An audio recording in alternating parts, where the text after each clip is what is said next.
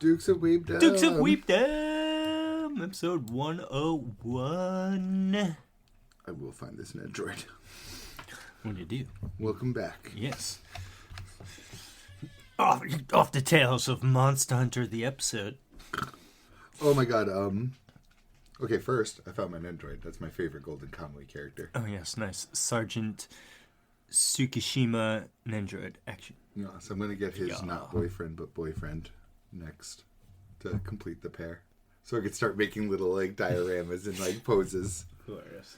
Though, God, I mean, I love Androids to death.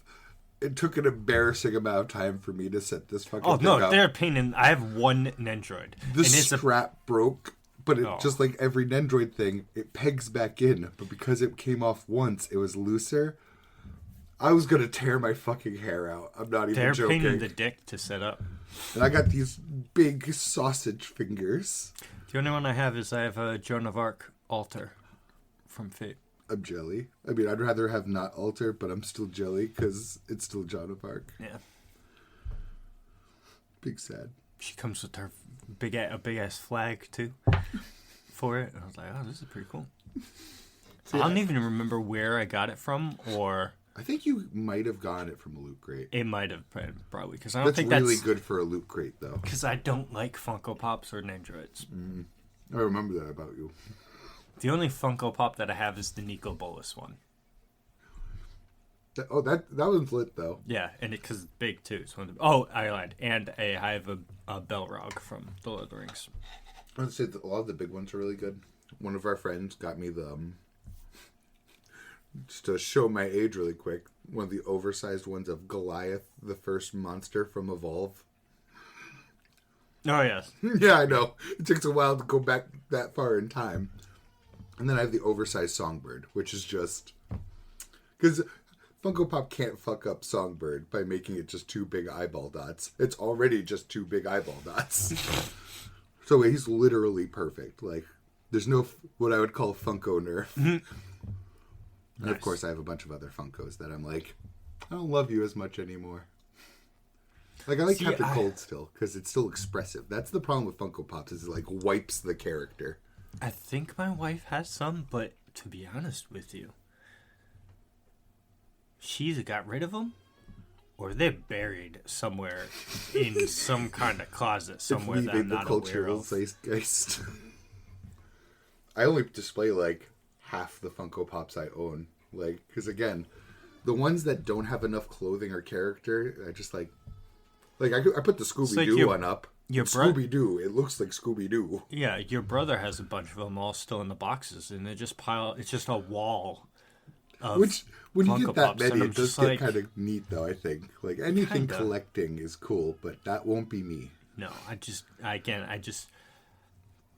don't like Funko Pop. I would much rather have a figure. Like, again, the ones I display now are the ones that have the most character. Dog Meat from Fallout, the dog. Brian Griffin. Like, ones that are literally unmistakable. Captain Cold. I don't even like the Flash. I display Captain Cold because he looks cool. Yeah. Because he's got the parka and the sunglasses. It's not just dead fish eyes. But the problem is, for me, is if I buy a figure, I'm going to want to buy another one. And then another one. And Funko Pop makes that easy. Yeah, well, figures don't because they're expensive. Exactly, and Funko Pops are only like, what, $10 with inflation, probably 20 now. So I haven't been on it in forever. So it's probably shit the bed now. But I made out like a fucking bandit on both Wish and Temu. Yeah, you got lucky too. So the Whitebeard figure I have, he's big, beefy. I bought that one off of Wish. I got I got like 3 Nendroids off of Wish. I'm not gonna lie, like my Edward Elric. Yeah. My I got a Ace Yuri. statue. Nice. From Yuri and Ice. Yeah. Nice. And he's so cute. And then Temu, I got just a bunch of random like.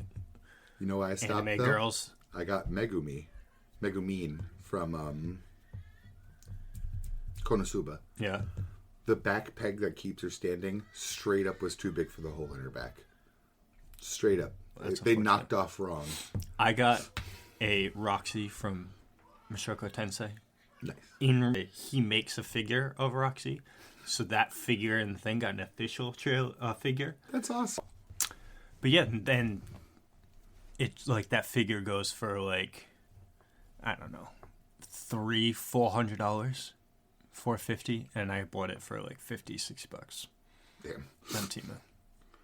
I actually think it might have been a little less than that because sadly my Nendroids were not nearly that percentage cheaper. But the problem with Temu, at least when I was using it, because again I haven't used it, and I couldn't tell you, you can't like target search a specific anime figure. You just have to look at anime figures and just scroll through and hope you find one that you like. Why? Because are they not like titled their names?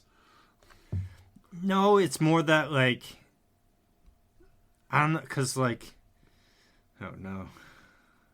Why did I do this? I just opened it and I found like 6 of them I want, and they're all in the $30 range. So you look at that Dark Magician girl, the first one. That's insane. Yeah, and it's again, $26. A lot of them are going to be either knockoffs, which is kind of fine sometimes. But they're all pretty decent quality when... what's the other word? Defects? When I got them, yeah. Yeah, again, you got lucky. Like, I'm not going to lie. Like, yours look really good. Yeah, I think so. You also have that Alexander one. Oh, yes. From a mysterious source. Mysterious stranger got it for me. And that one definitely wasn't a knockoff. It also wasn't, like, hugely expensive either. I can't believe I found that at, like, a local store. Yeah, no, it's lit, too. It's like... Literally, the moment I saw it, I'm like, I have to get this for him. Yes, you did. And I'm glad that you did. Both get it. And knew. I got it, and I got it. You did. And it was, yeah, because it's... I mean, I have... Oh, yeah, that giant Sephiroth statue, that one that I have, that's in there with it. That's my, like, tallest. It's, like... I think he's, like, 20 inches. I got that from Wish as well. Nice. Pretty sure that was from Wish, yeah. And, I mean, it's okay. The hair quality and the face is a little weird. And the wing's kind of just a pain in the ass because it's so big and, like, side-heavy. Yeah. But... Have you seen the Eevee? Did you see the Eevee I got from my partner? It's, like, made out of, like, I think, like, straight up ceramic. You sent a picture of it to me. From the table, it was about, like, yay wide, this high. Like... Damn, it's fucking massive. Huge, dude. It's like kind of like sitting on its neck with its body up, and its tail comes up to my knee. Like, that's awesome. I'm not always the best gift giver, but we find something cool. It's like, I want that. I'm like, yep, got you, babe. I used to be way back in the day. I was fucking awesome, but it's hard. Life's hard. It's hard to give your attention to everything. Speaking of which, I'm catching up in Cockroach.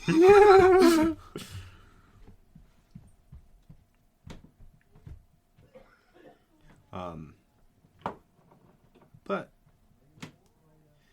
you know, anime figures are like a passion of mine, but it just sucks that they're so fucking expensive. Most passions are. And the problem is too is because like most of the time, well, not most of the time, just is that they what do you call it? They're made like once, like they go through a production cycle once, so it's like there's a limited number of them. So the longer you wait to get said figure, the more expensive it's just going to get over time. You know what I mean? Like the supply is limited, literally. So like of backlog figures that I would like, there's other characters that I want figures for, but like of figures that I know exist that I want, there's 2 more. 3.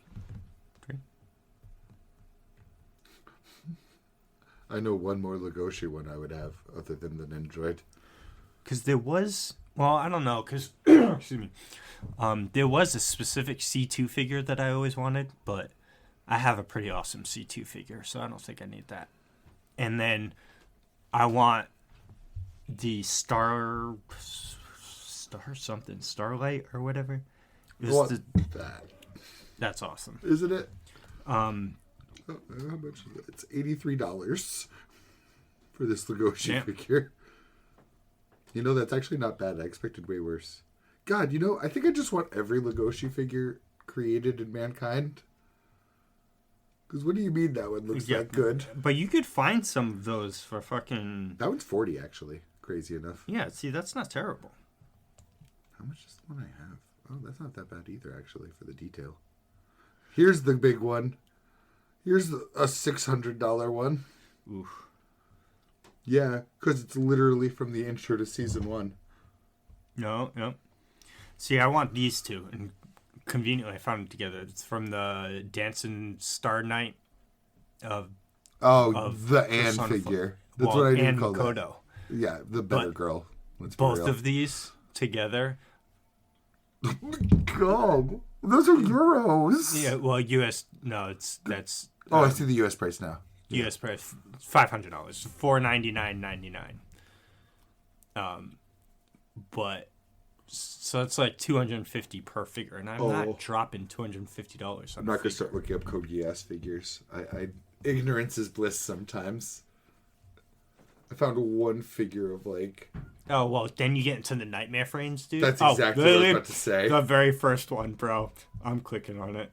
Is it the Suzaku Lelouch Chains one? No, it's Thank God. It's the Zero metal. It's the Oh, the mech. Oh, this is I want Gwaine. Lancelot Albion. I want Gwaine. Gwaine Code Geass figure. I think it's Gwaine at least. See, but then they do shit like this to me. God, I'm good. $60. God, I'm fucking good. I can't believe this is only $100. I might actually have to drop $100. I'm not gonna lie. Hey, it's tax season. Oh wow, that's fabulous. Like the first like truly personalized nightmare that Lelouch got, the one he stole from Schneisel. See, this is lit too. That's what I mean. Like there's so many. Lelouch just always looks good, so if I look up Lelouch figurines, it's gonna be just like Legoshi. Oh, dude, and all the different poses. First off, that Lelouch is just posed master. He's a JoJo stan that's just not in JoJo's. There's a $315 version of that. Yeah, dude, the nightmare frames is just that's like. And where does that end? I'll want you know all where that of ends. them. No, you know where that ends. You being a Gundam fucking feed. Either as a hobo drifter or having to resell them all to stop being a hobo drifter. Was this the one you were talking about? Yes. I feel like they made that off of a fan art or off of like a side art that came out to promote the show. Because I saw that as a picture. $383. Not as bad as I thought it would be. I mean, that's a lot though. But yeah, I did expect worse, that's for sure. What the fuck, man? What the hell? It's a $200 version of Gwaine with like the whip fingers. Yeah, but I feel like that would be a pain in the dick to try and fucking yeah, I would set never up. want to pose that. Oh my god. Do people just edit out the like framture that like holds it up? Mostly. It's a clear thing. I always wonder because Nendroids all have like the clear platforms too. Yeah, it's probably clear like that. And then for the picture, they probably just like you said. I'm gonna have to do research when I start posing all my shit. Oh no! Where does this end? I want to look up Lelouch's other nightmare. What is it? The Shinkiro? I'm fucking so on fire, man. I even spelt it fucking right. I'm gonna kill myself though. Look how good this figure looks. Oh, it even has the shield effects. I need a price. Come on, man. I need a price. What the fuck? That's so cool. That might be like my favorite figure I've ever seen. That's only $160. I'm putting that on a wish list. That's insane. It's Thibond. What? It's posable. Oh no! Well, first off, I actually don't like posable figures all that much. Oh, and how about now? It's pretty good. But the problem is because they like. How about now, bro? I want to buy like 3 it's of not these. posable. It's fucking transformable. Oh my god, how did they get these poses? This is what I mean. I like posable because I'm not stuck with just the like one designer's vision. They give me the chance to like pick which one I like. Look, I just want to kill myself. I'm going to drop $160 on this. I'm not even joking. Please don't, though. Not now. I have my tax money coming in, sir. Then. See, this is why I want a 3D printer, because look at that 3D printed Archangel thing. Oh. It looks like it could be from Diablo 4, but I think it's I just was literally about to say, don't even get me started on that. Like, I would get all of the angels as figurines. I don't even want to think about it.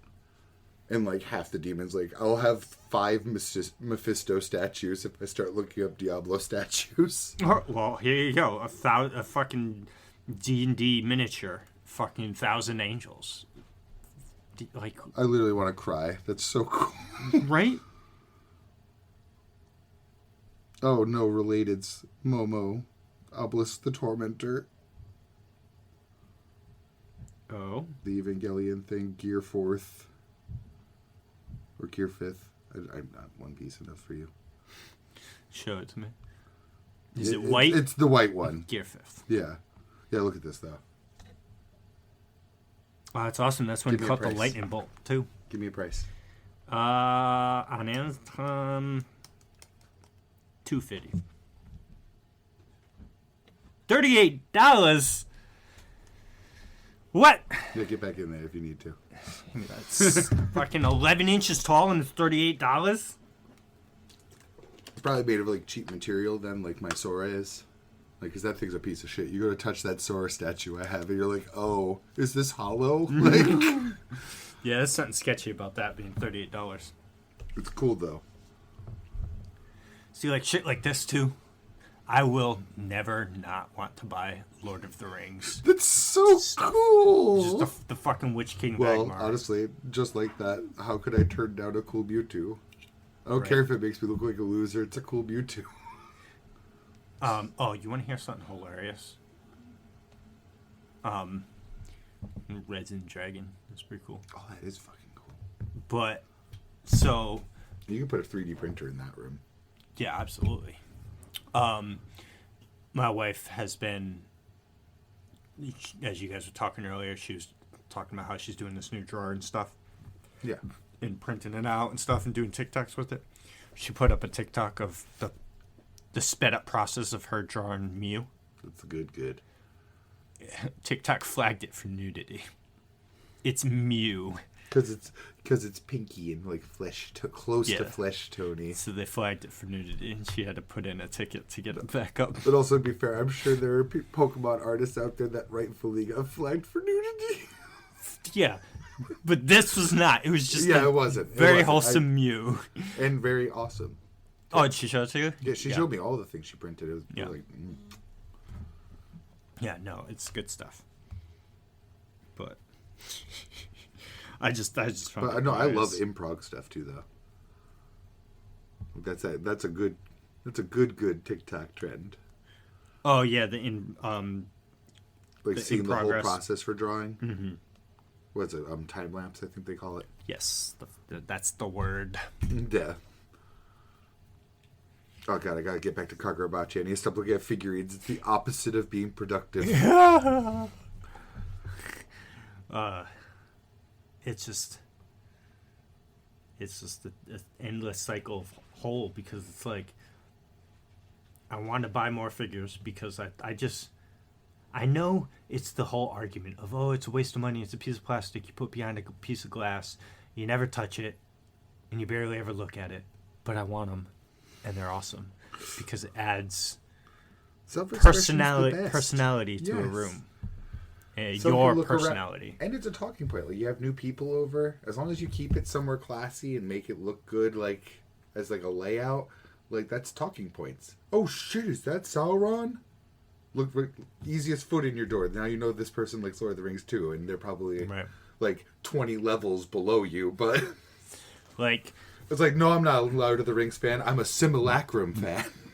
Or Cimmerillion. Yes. Fucking things. You said it right, though. Silmarillion. Yeah. But, like, even down here, like, I got my fucking katanas over there, swords hanging on the wall, map of Middle-earth. That's how a space should be. Like, I don't think it's corny as long as it's laid out nicely, fits the color scheme, shit like that. I love the fucking Sith obelisk I have right there, and the 2 holocrons next to it. Yeah, it looks good with all, like, the brown, actually classy books and boxes and stuff, you know what I mean?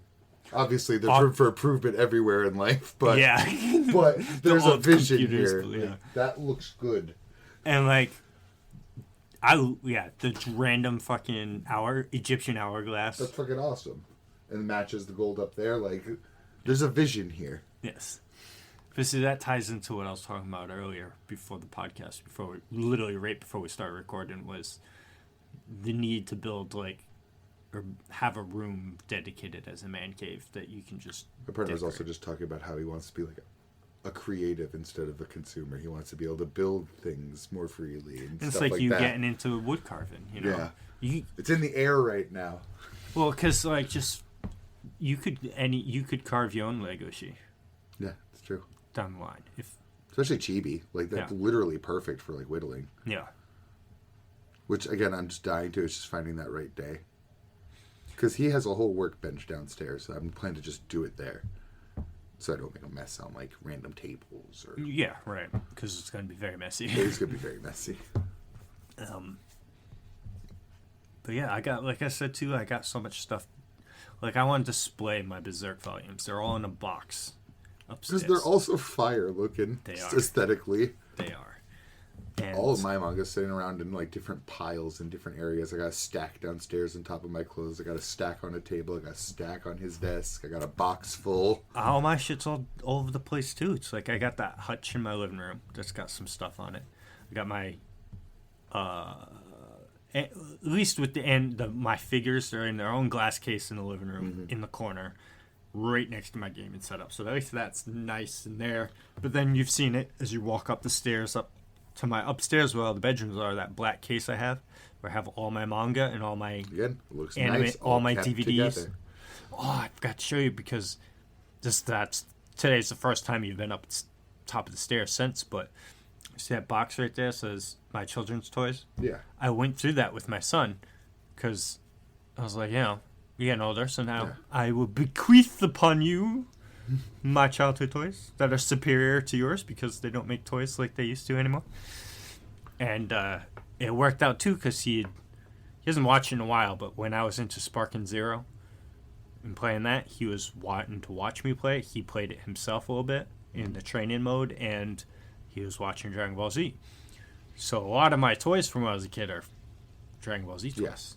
So I actually found some that are actually like still in really good condition that would look like a figure, and I put them upstairs in front of all my You don't gotta anime. qualify it. They're all toys. Figures are toys too. I would say no. If a because child would smash it into each other, it's a toy. well, no, because Don't get elitist with me, bro. no, they're different in the sense that if I was to go show you what I was talking about, you'd look at it and you're like, oh, these are all bendy and these are toys. So would you but call then you that look posable? yes, yes, Posable figures? posable figures are toys, but static, Maybe that's why you hate them so much. maybe static, one pose thing. Those aren't A toys. child would still smash them into each other. Yeah, that's would. a toy. I wouldn't I have- did. Yeah, well, Not with $300 ones, mind you, but there's static, Yes. unposable toys. That's too. the difference right there. $300 and $30. So are $15 Nendroids toys? at I don't one. think so. Well, no, Nendroids are like $70. What the fuck am I talking about? They're cheap in the sense that they're not hundreds, but they're not cheap. Yeah. They're still like vinyl. I shouldn't be. Action figures. My shirt versus brushed up anime against figures. my fucking Golden Kamui one, and the arm came off again. I'm like, fuck me, dude. Now I gotta put the whole arm back on and set the rifle back up without breaking the strap again. See? That's why I don't like Nendroids. God, I love them. They're so great.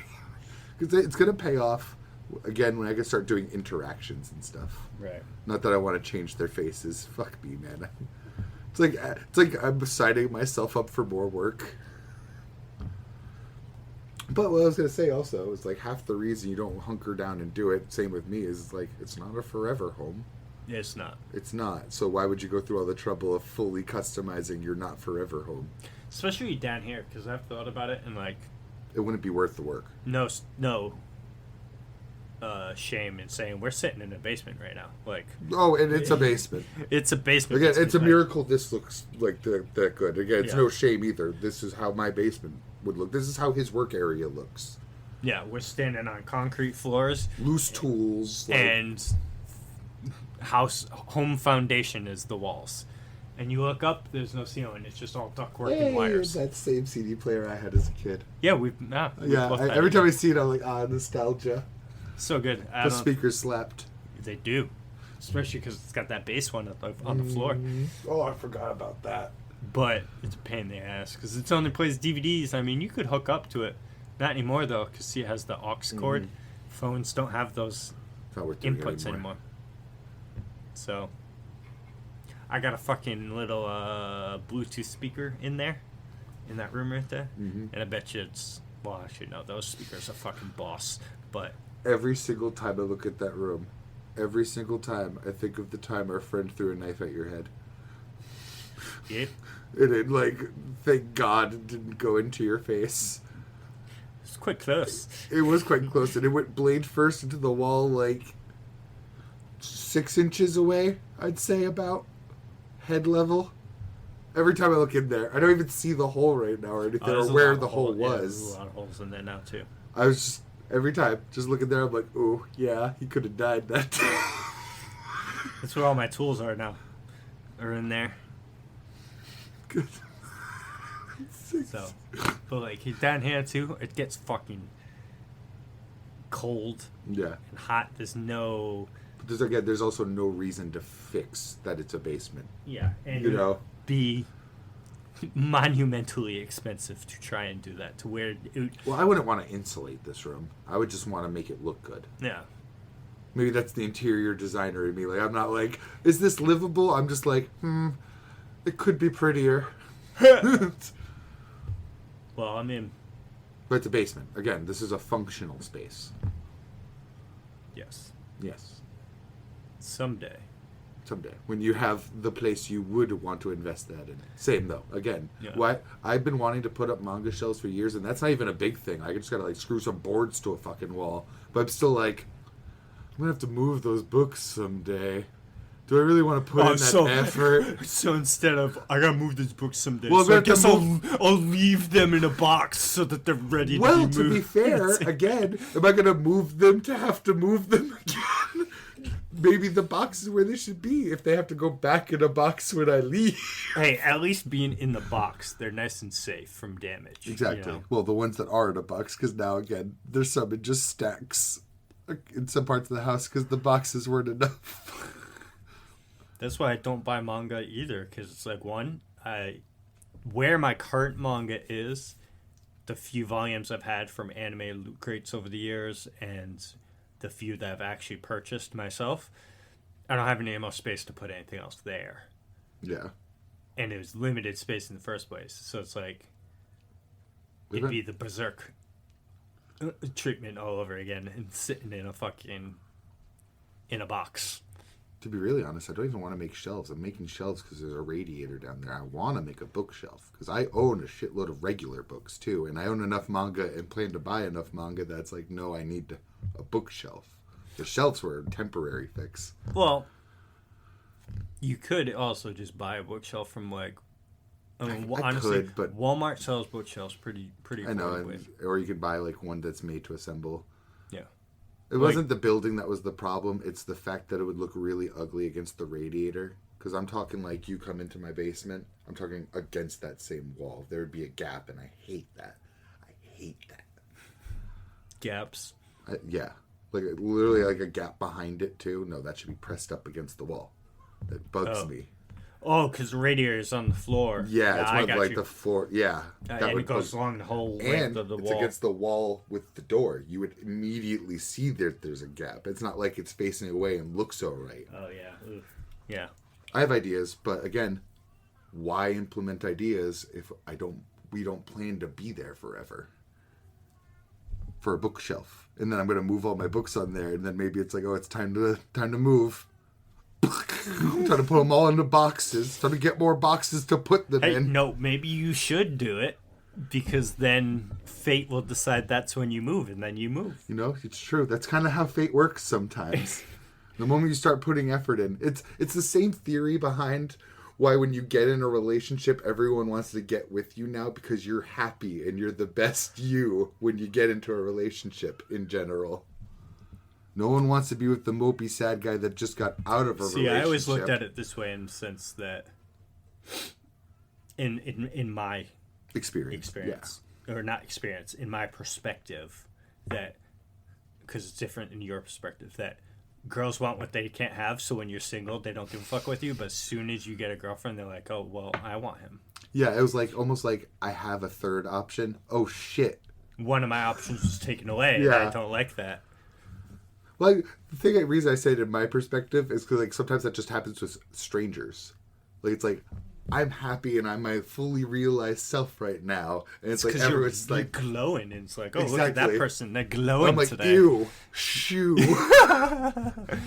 Be gone. Stop giving me eye contact, even. Like, literally in Uber the other day, just kept asking me questions. It's just like, hey, yeah. I'm just like... Put my headphones in. I'm just like... I hate... Well, first off, like... I like... Like, in a car, I like to be in my own little world, and that requires, one, you not talking to me, and two, like, kind of like silence or like silence of other people talking. In and out conversations, maybe. Music's fine. I can... Not from a stranger, though. Music is the theme songs that play in my head. So most of my Ubers, I literally at least put one headphone in, and I stare out the opposite window away from them. Because I'm just like, no. Yeah, no, I don't like talking to... Especially people that, like to talk. They're like, so draining on me, and I'm like, how do I get away from this conversation? There'd be a couple questions. I was like, still fine. It's like, oh, like, how's your day going? I'm like, oh yeah, good. It's like, he's like, oh, is the music all right? Yeah, it is. Da-da-da. So like, where are you coming from? A place. This is a specific customer at my work that we all just know that he loves to talk, and he does. He just... And I like to talk, but there's levels to this. You got to get to a certain level with me. You also need to be talking about a subject that I am interested in. Well, again, there's levels. Like, I think I could bring up something you're not interested in, yes. But because it's me, True. You listen. Yes. But this person... But he's not me. Because it's like one of my colleagues had to go see the customer at their place, and he said... It was after work, so he had to go there he got there, I think he said at like 5:30. He says, I didn't leave till 7.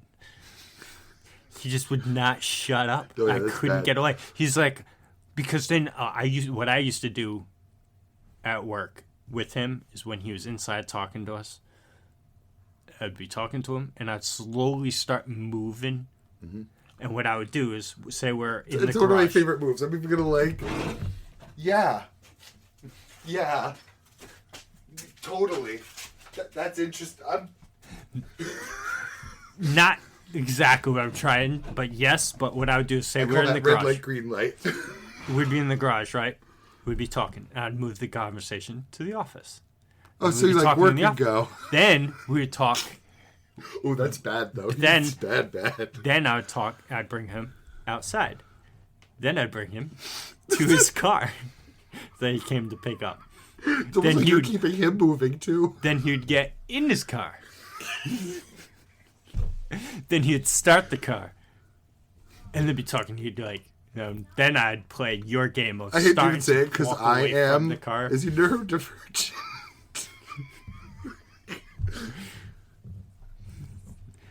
Yeah. You're nice about it, though. Because then I asked my colleague, because he's met the dude's wife, and I was like, maybe he's just like, his wife is his only friend type thing, so he's one of those people that as soon as he meets somebody else, he just wants to talk to someone else. Yeah. So he was talking to him about his... I've been there, too. Like... No, but his wife says, no, he just does this with everybody. That's wild. He's like, a born yapper. Yeah, he's a born yapper. He just loves to talk. Charisma 10. Yep. Kinda. Sorta. Maybe 7. Yeah. So. Yeah, at least you're nice about it, though. Some people Yeah, wouldn't he's be. not a bad guy. It's just like, Let me breathe this Barry, in. I need to Can go. I go to that room, you go to that room, and we'll meet up in the next step of room transfers? Like, instead of, I brought you to the office, can I go to the office and we'll pick back up where we left off? It's like, bro, I got to get back to work. Literally. And again, Or nothing I wrong got- with that. Like, yeah. I get that. Like, yeah. I feel like I've been that guy before to people, so. Well, I think I have been too, and it's always awkward because then I'd Over investing. 45 minutes later, once it's done and over with, and I'm doing my own thing, and then it comes up, and I'm like, did they want out of that conversation? They didn't seem totally into that. There's a lot of yeps and ahans. Ooh. It's almost like delayed daggers. Like, you look down and suddenly there's daggers there. Huh, yup. Oh, yeah, it's a yup. Oh, that's an I'm only halfway through this Kakarabachi chapter. I forgot how we got on this yapper talk. I was going somewhere with it. Yeah, it's gone, baby, Oh, gone. it's so gone. Yeah. Ubers. That's where it came from. No, it's something about me in the car because I remembered bringing it up. Oh, yeah, you like silence and being in the zone, which reminded me of our rides back home. Oh yeah, It's from true yeah. silence. I'm in- Pure blissful silence. Too natural. Sometimes I look over, I'm like, I should talk about something, but I don't really have anything to talk about, so why would I just talk? Oh, So I just go especially- back on my phone. Especially this past weekend too. Yeah, literally, I'm like, I'm tired, he's tired, she's tired. I can't even think of anything to talk about. My brain must be tired. I'm just going to keep looking at my phone. Like, 3 o'clock in the morning too. I'm like, if he wants to talk, he'll talk. Sure.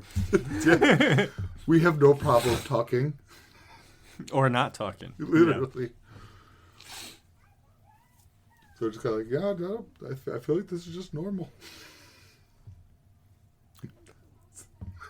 I totally just realized because I looked in this direction while we were talking, and I said, "Oh yeah, Oh this." no, my reflection.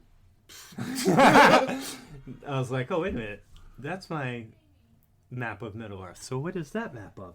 I was like, "Ah yes, Is it also Skyrim." Middle Earth? No, it's. I didn't know Middle Earth well enough. Can I buy you a map of fucking Westeros and Essos to put? God, I don't even know where you have Earth here and a fucking boat there. And you another move boat the right boat there. so I can put Westeros there, I got another boat right there.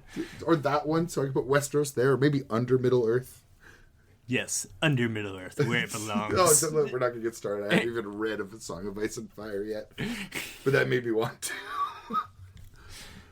I have all of them So, oh yeah, you do. in a box. No, Yeah. you know what? I'm dude, not going to it's- start borrowing it. No, I still have to return your Final Fantasy 16.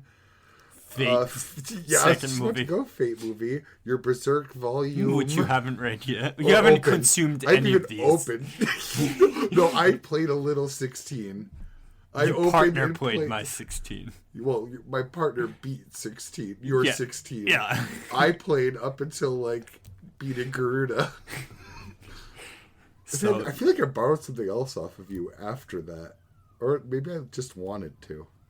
Oh, I wanted to borrow Crisis Core. But I even told myself, I still have 16. I can't do that. Yeah, I haven't opened Fate, and I haven't opened the Berserk volume.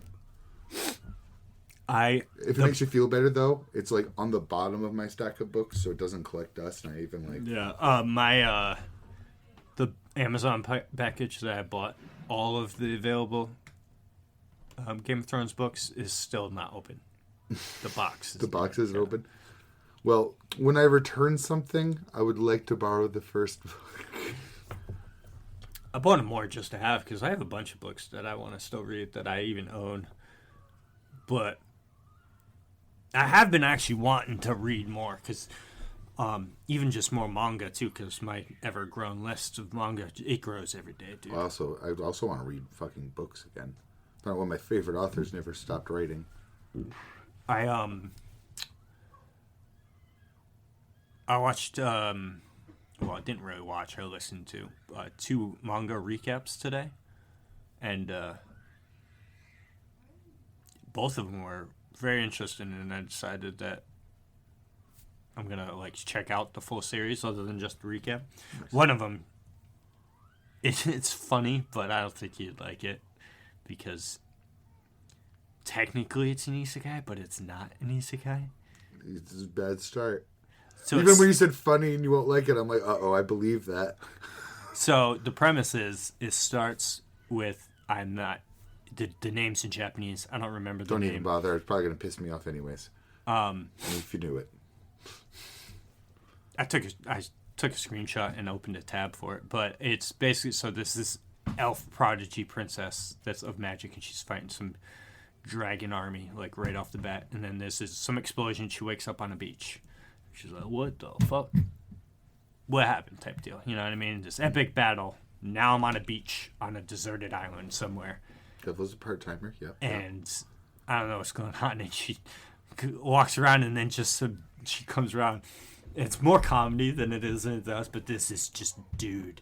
And he's huge and he's all like hulking and he looks crazy. And he comes running out of the jungle at her and she's freaking out. The faces, like the art on the faces is amazing. She's running and he's chasing her. She falls off a cliff and he catches her and he just starts begging for help. He's like, I've been on this island for however long and I'm starving. Help me get out of here.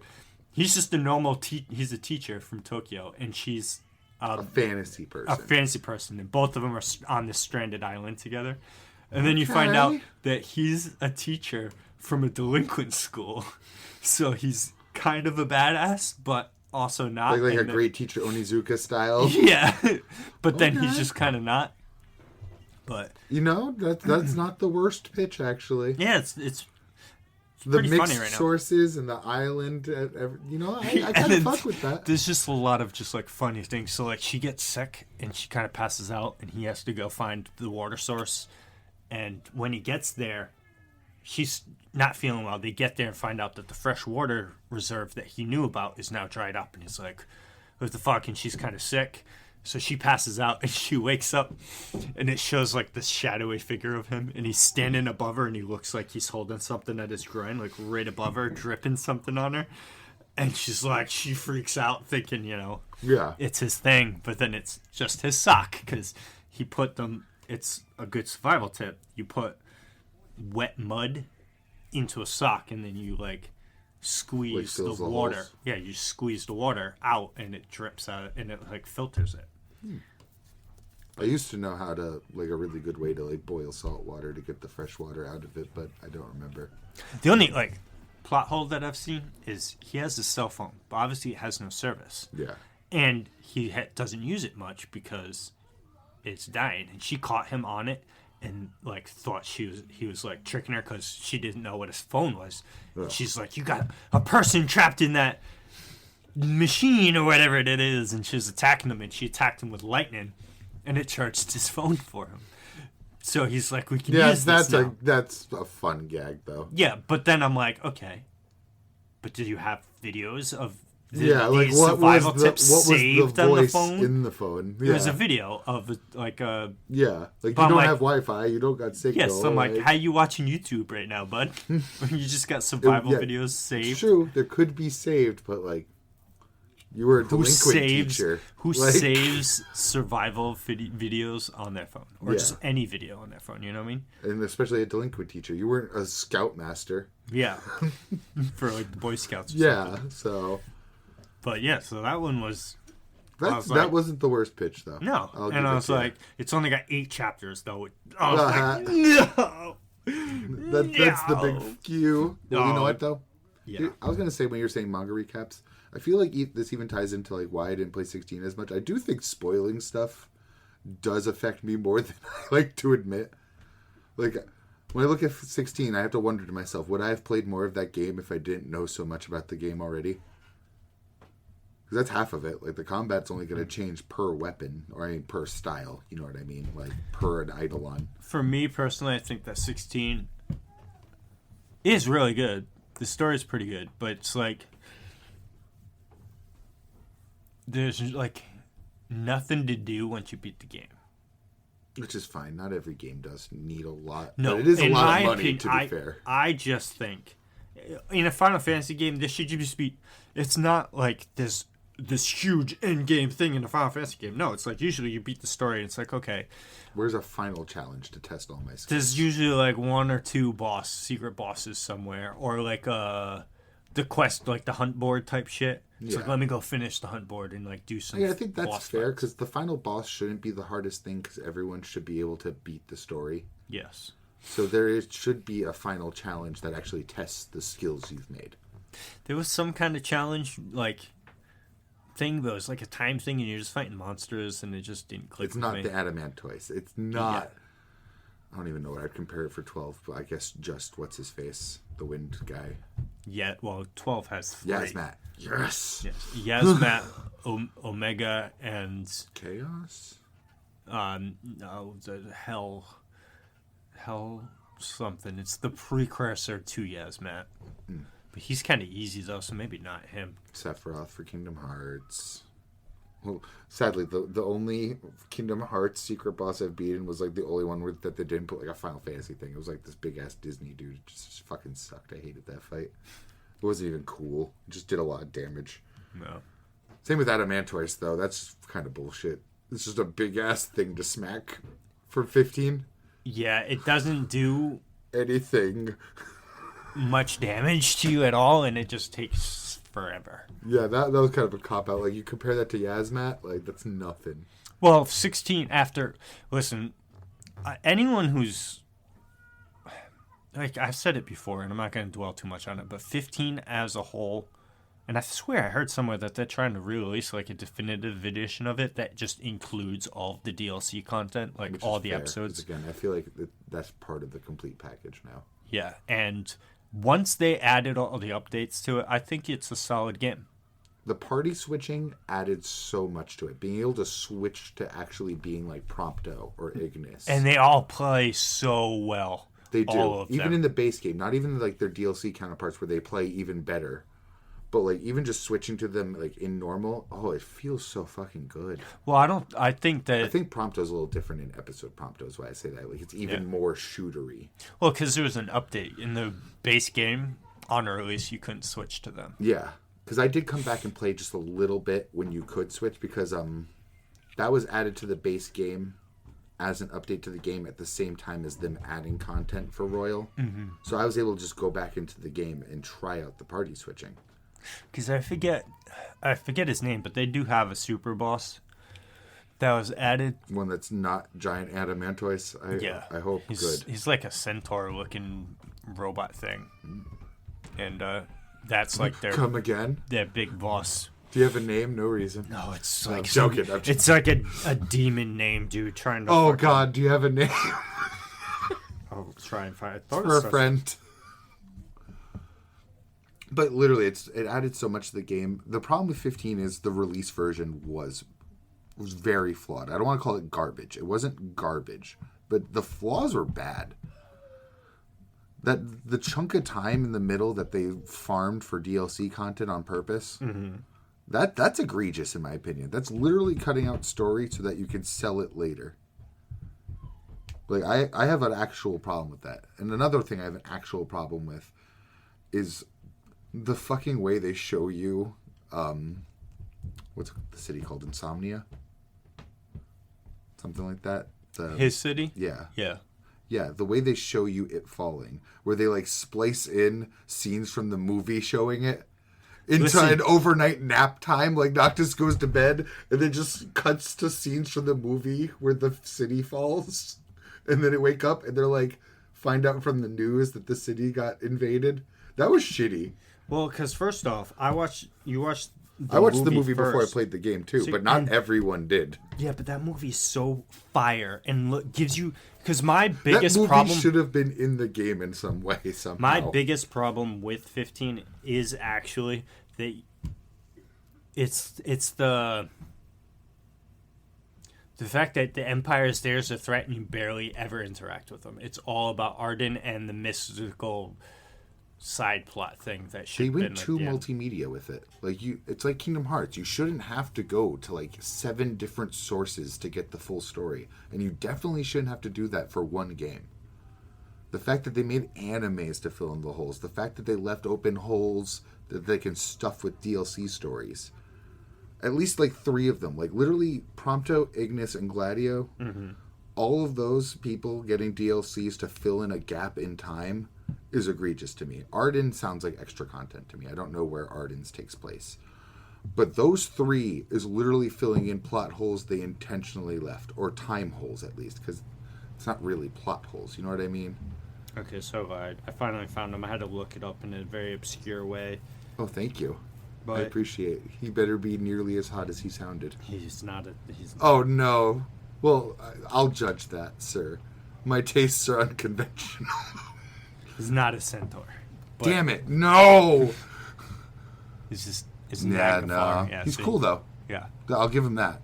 So this... I don't know if this that's, is the 15 that's model, but... Yeah, so... It's like Zygarde if Zygarde was a crab. Yeah. For any listeners that know Pokemon. He was pretty cool. I beat him. Yeah, he's really cool looking. But when you said Centaur / Minotaur, I'm like, could be more than cool right now. What was I saying? Oh yeah, so leaving plot holes to fill in later with DLCs pissed me off. Arden, again, sounds like extra content. That doesn't sound like they truly left it with the intention to fill it. But I will say that what 15 did do, let's wrap this back to the... Yes, to the good of 15. Well, that, but of just the original topic is 15 had very good extra content to then go back to after you beat the game. And there's a lot of good too. juice. I mean, the side quests sucked, but you had stuff to do. You didn't have to do side quests, but there's always something you could do along the way too. The side content in 15, I think, is actually really good. Personally, I think the side content, yes. The side quest stories, I think, are ass. Well, every side quest stories are ass. I almost always skip them in every game. That shouldn't be that way, and it's not that way for Souls-likes or Dark Souls in general. That's side quests done right, in my opinion. Well, 95% of the side quests are... sometimes optional bosses even, or yes, your choices along the way. You don't know what the fuck is going on because you didn't read 17 item descriptions to know what's the story behind all this is. I mean, like, the framework, though. What you're getting from it is more valuable than, hey, I plant... Like, again, this is like 20 hours into 15, too. I plant carrots. Help me plant carrots. Thank you for helping me plant carrots. Those side quests are garbage. That shouldn't be acceptable. Unless I would cut that from every RPG. The only time I would say something like go gather this type of plant is if it's Crystal Greens and you're in the process of getting your Chocobo unlocked. And it's like that's part of it. It's like, okay.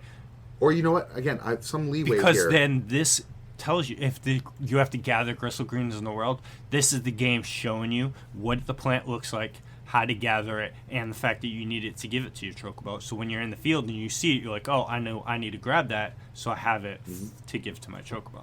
I want to use 14 as like a wider example of why it's a problem for 15. 14, it makes sense. Realm Reborn, you're just coming into a place, you're building trust. It's almost like One Piece with scope. Like you're starting in a small spot, planting plants, and you become trusted. The annoying part with 14, but still makes sense, is moving to another area and having to trust build like you're a fucking just entered the world again. Yeah. That it's annoying, but it makes sense. The problem with 15 is every time you move towns, you're trust building again. I'm planting for this lady at this town that I drove up the highway for. No, I'm the fucking prince. That shouldn't be in that game. That's all I'm saying. And that's not all the side content. Like, I loved the dungeons where you go to get the king's arms. The moment that opened up in the game, I was farming those things out. Like, I haven't gone far in that game. I haven't gone to the point where you go to the meeting with the Empire where I'm guessing Lunafreya is going to die. Seems foreshadowed. But I'm on the way down to, like, the Costa del Sol area to go to where the Empire's going to be doing something. In Altissia, Yeah. So that's where I am in the game. I have, like, 5 or 6 King's Arms. Like, I just went, like, ham. I literally found them on the map and said, I'm going to that one if it's open. I'm going to that one if it's open. So the side content's good. The side quests suck, and we need to stop accepting that from video games. That place is beautiful. The Altissia map. My problem is the Carrot Girl could have been something interesting.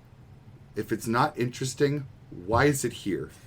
It's annoying. It's actively annoying to spend 20 hours. And, like, I just fought a military base with mechs. Oh, I gotta go to this next town. I gotta get you fucking carrots now? Have you been far enough in 7 Remake to meet Chadley? I don't think so. I got to, like, the slums area where it first lets you do side stuff. And I went, like, under a garage and fought, like, a little hidden boss. It's, like, literally right there next to the town. I was, like, so surprised. You literally just squat under something. It's like, oh, there's something to fight. I'm like, yes! Fighting! I've missed this! And that's where I stopped playing Remake the first time I tried playing it. So, he is, like, the worst NPC that gives the best content. I don't think anybody actually likes him. But he's the dude that you talk to fight all of the summons. Oh, damn. And then get access to all of the summons. I feel like this is my problem with RPGs is, in general, And the combat's rarely difficult or complex enough that I need extra content where I'm using that combat more. Most of the time. Like, original Final Fantasy VII was godly at making encounters that felt interactive. Like, fighting a Tomberry didn't feel like fighting this thing. Some of them had gimmicks almost like Undertale does, even. Like, that feels good. Most RPGs don't do that. Like, I don't need to get extra 15 combat in. If I didn't play all the side quests in 15 or do all the extra content right away, I wouldn't have burned out on 15. That's like kind of my point. Like even like when I looked at my partner playing Metaphor, I was like begging him, like, please stop playing the side content. A, it's pissing you off. B, it's not bringing you anything. Just finish the fucking story. Like, please, for the love of God, you're hating this right now.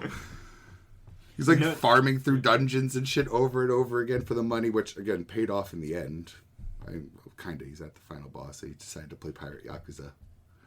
Partly at my recommendation, I'm like, please stop. Just stop playing that boss. Please, just play the thing you want to play. It's a hobby. I'm almost like corrupting. It's like, be like me. Give up on the game. You know what sucks about that Chadley NPC I told you about too? Yeah, what? In Rebirth, there's 2 people now. He makes like an AI girl or whatever that helps you out sometimes, and she's infinitely better. But then he actively tries to interfere with her, where if you go and talk to her, he takes over the conversation. He like gets jealous of her? And it's like, bro, Chadley, fuck off. Let me talk to this AI girl. Or he tells her to shut up and to like go away. And then you start like like puffing out. I'm like, I'm going to put this giant sword clean through your ass cheeks, bro. It's just like Mayuri from Bleach and his lieutenant. It's like, stop mistreating her. She's nice. She always helps you. I don't care if you made her. Right.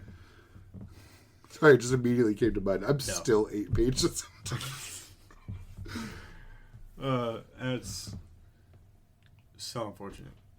But Rebirth is really good. Again, I almost want to just skip to fucking Rebirth. I'm not going to lie. I really do, because I just want to play as Red 13 so bad, man. The problem is Remake is so fucking good story-wise. Let me ask until this, the last actually, 5 then. minutes. Yes, which isn't what's stopping me from playing the game. I think what's stopping me from playing the game is more akin to what I was saying with, like, burning out on combat. Because let's be real, it's not the most complex combat system. It's cool, it's fun. Remake. Not Rebirth, because again, I like options. So having more party members is just like better game to me. Well, I will say, at least as you go, like Barrett is so fucking boring for the first half of the game. And then he just gets like 3 skills and you're like, this is fucking awesome. But here's my real question. How viable is not grinding? Could I just play story stuff? Oh, absolutely. Then I'll probably try to do Remake first. Yeah. If I know I don't really need to do side content, I'll just blast that fucking game. Yeah, no. You just go through it because, like, you're going to have potions, and you're going to have mana, and you're going to have ether. Yeah. If you got ether, you're not going to die.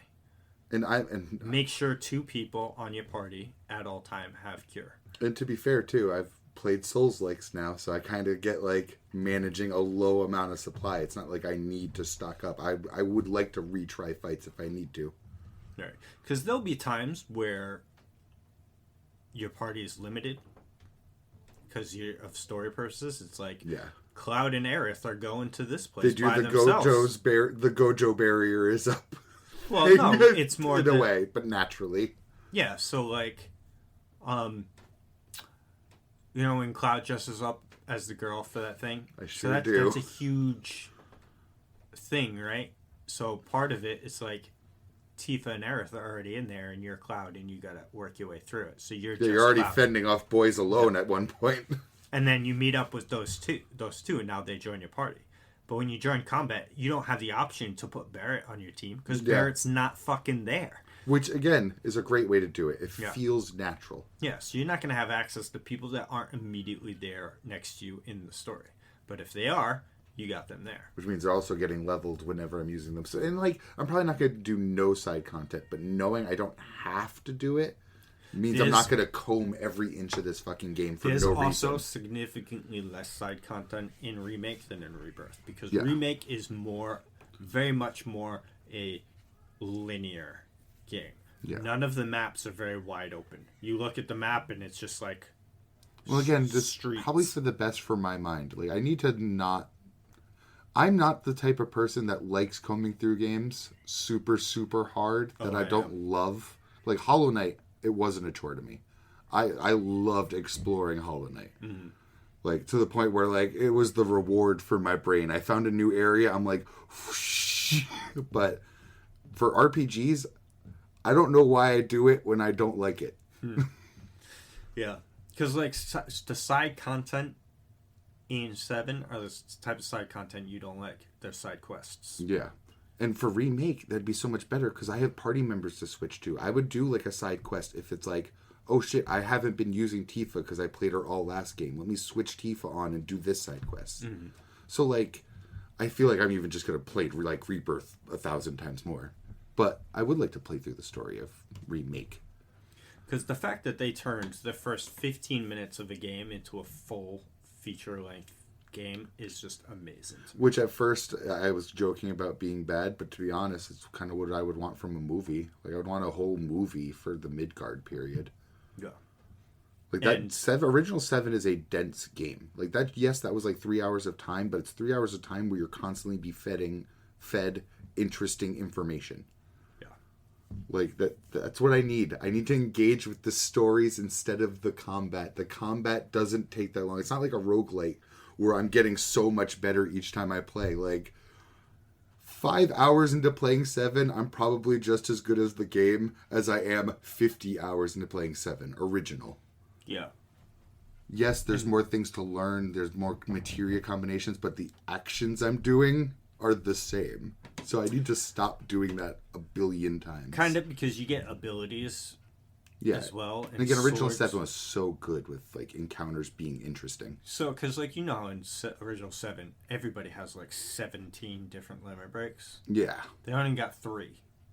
Most of those limit breaks are now abilities that you'll unlock as you go. Yeah, like, I think Braver is just an ability now, right? It is. And which, thank God, because that's so much damage. It doesn't look like a limit break anymore, you know what I mean? Compared to, like, Omni Slash. Yeah, because, I mean, you played the game, you know, you have your basic attacks, and then you build up the ATB gauge, and that is used for abilities. That's the thing, too. I do like the combat system. But again, I was burning out really, really fast, because it gives you so much of what you have out the gate. Yes, I'll get more abilities, but what I'm capable of is still somewhat the same. Which is why I say, too, because like I said, Barrett is just so boring at the beginning of the game, but once you get more abilities... boy, he is. But I like gunning, too, so I switch to Barrett sometimes. Well, sometimes you'll need to, because Barrett... Sometimes you need to, because the AIs are so fucking stupid. They're not programmed to be optimal. You have to switch to make them optimal. They're pretty good in Rebirth, I will say. Good. I'm glad they improved that because they were annoying in Remake. I'm not going to lie. They also have a situation I'm like, how am I doing 2 abilities, like 2 ATB gauges worth of stuff in between each of yours? Like, you're not attacking as much as me or something. And then also, what I like is if you're in the open field with your whole party, because you can only have the 3 or 4 people actively on the map, but then you have like 7 people with you.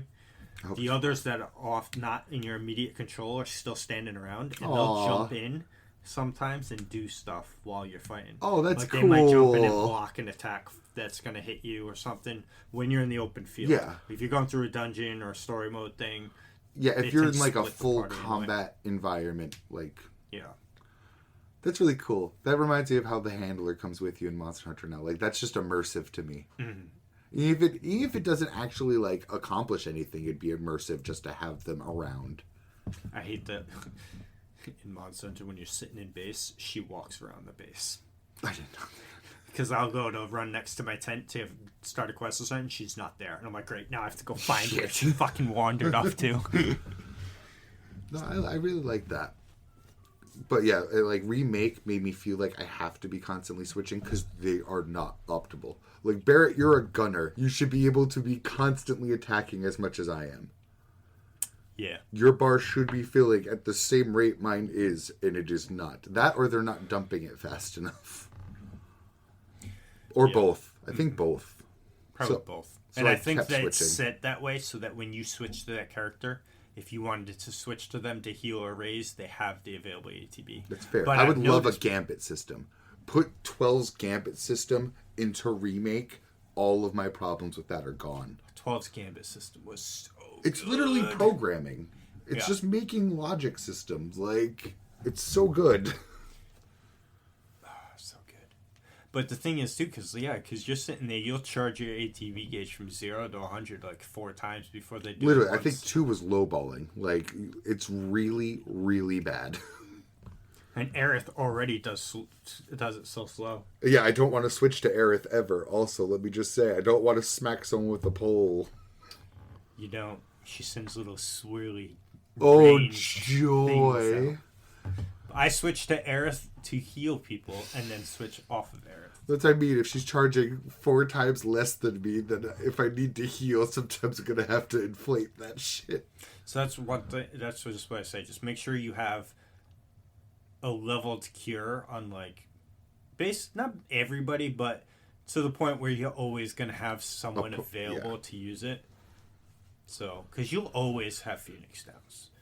At the beginning of every Final Fantasy games, they're always so pricey, and it's like, damn, I can only have like 2 or 3. But you get them. You get them. You get more money. Because as much as I said I don't want to comb through the game, I'm still going to look for obvious, like, item paths on, like, dungeons and shit. Like, I'm not an idiot. Yeah, but you're also going to come to a point where you're going to have 30 Phoenix Downs, so you don't need raise on everybody. Especially if I play Remake first, because I'll be prepared.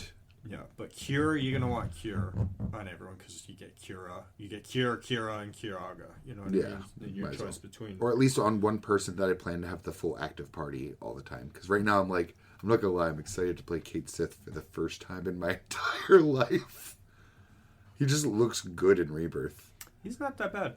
Yeah, he just looks fun. So I want to do, do you have to have Cloud on the party?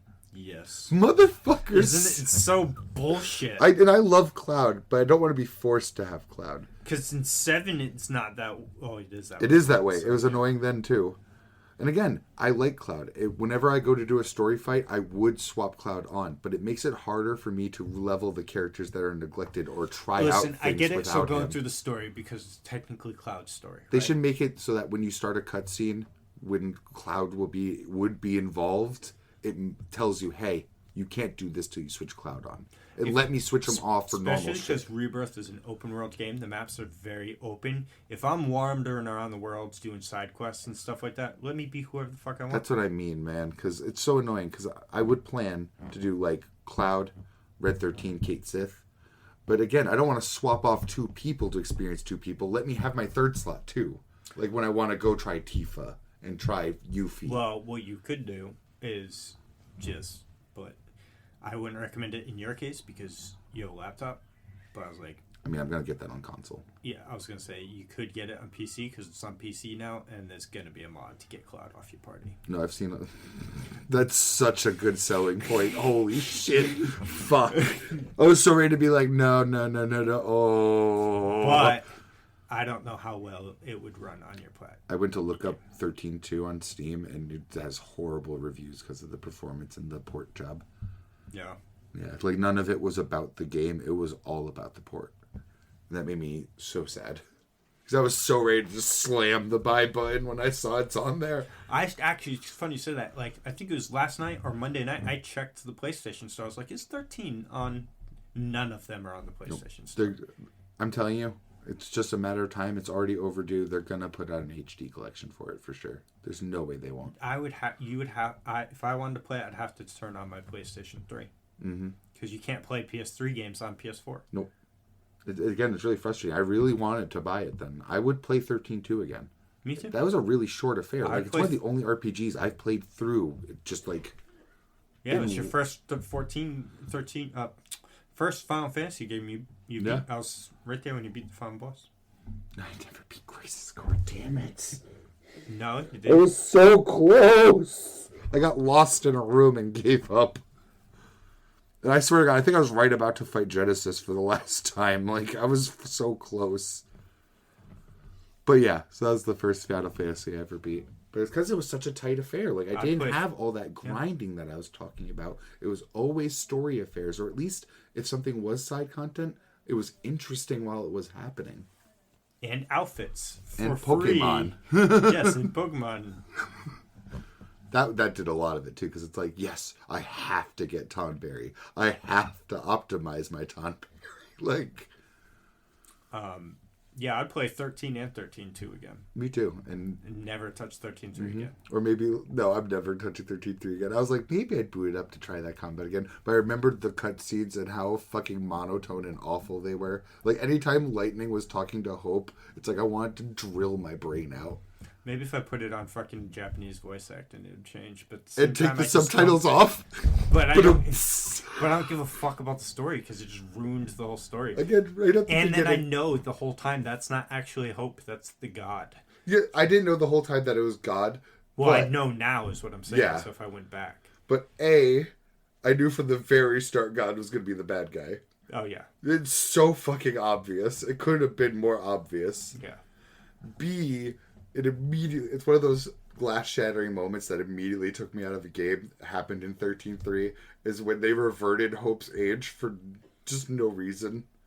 It's like they reverted me to this age and made me apathetic and unemotional. Lightning's like, God also made me apathetic and unemotional and then used my sister as fucking blackmail to get me to do his work.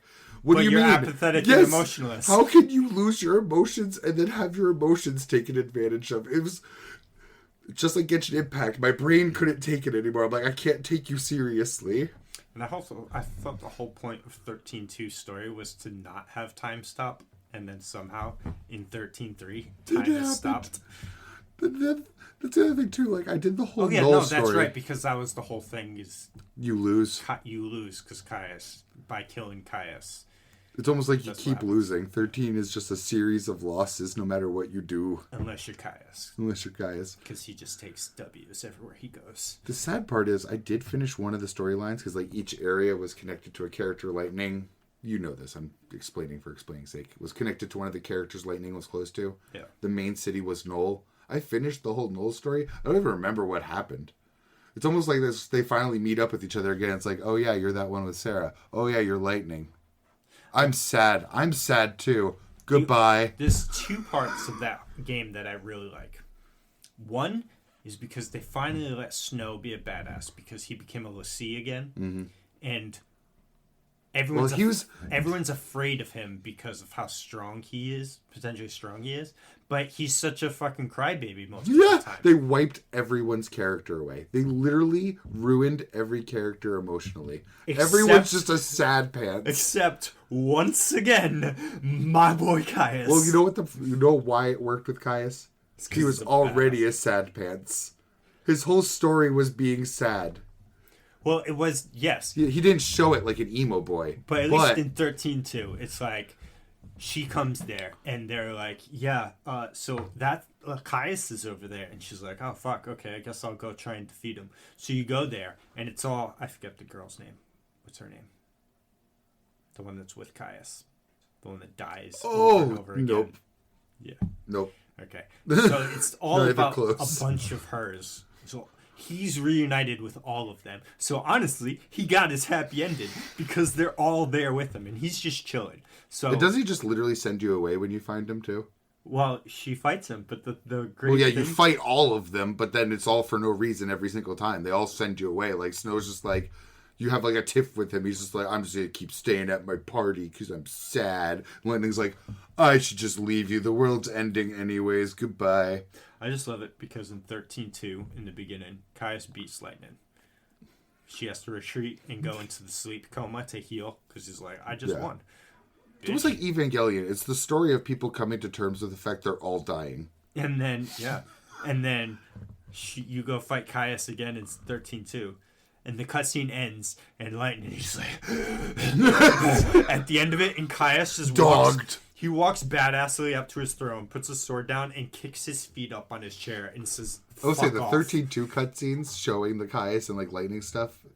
Mwah. Those are beautiful. Even Lightning looked beautiful in those cutscenes. Yeah. So the full Valkyrie armor and shit. I So love good. Caius so much. And the fact that he's just canonically stronger than Lightning every time, even though Lightning gets power-ups all the time, he just wins. But for characters I've seen, like and interacted with other than Caius, because again, he's kind of an exception. We got Lightning, Hope, Snow, and Noel, all of which had their personalities sandblasted off of them for sad, sad misery pantses. Yeah, especially Noel wasn't miserable, No. but he was in that game. Snow wasn't miserable either.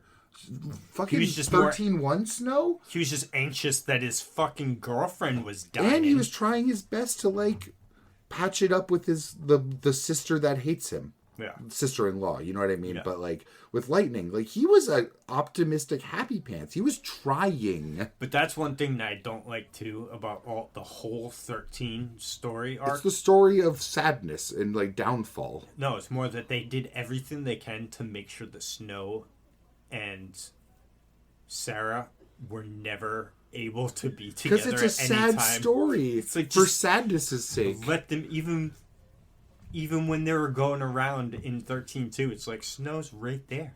And again, you could get to just see come the with best you. versions of a lot of characters in 13-2 because it's a time-dimensional story. Like, Future Hope is the dopest. I hated Hope in 1. Oh, Future big Hope Sam. is the fucking man. He was a G. I forgot what the place is called. Academia?